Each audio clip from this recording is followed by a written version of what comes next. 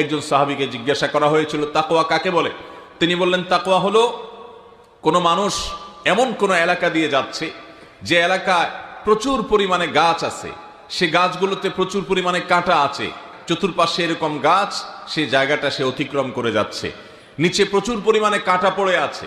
এই কণ্টকাকীর্ণ জায়গাটা পার হওয়ার সময় কখনো সে অসতর্ক হয় না, সবসময় সতর্ক থাকে যে প্রচুর পরিমাণে কাঁটা পড়ে আছে, অতএব আমার পায়ে যেন কাঁটা বিদ্ধ না হয়। এরপরেও শত চেষ্টার পরও যদি কখনো কাঁটা বিদ্ধ হয়ে যায়, সঙ্গে সঙ্গে সে কাঁটা খুলে সেটা ফেলে দিয়ে আরো সতর্ক হয়ে চলতে শুরু করে। এরপরও যদি আবারও তার পায়ে কাঁটা বিদ্ধ হয়, আবার শেষে কাঁটা তুলে ফেলে দেয়, দিয়ে নতুন করে আরো আগের চাইতে বেশি সতর্কতা সেটি অবলম্বন করে সে সামনে যেতে থাকে।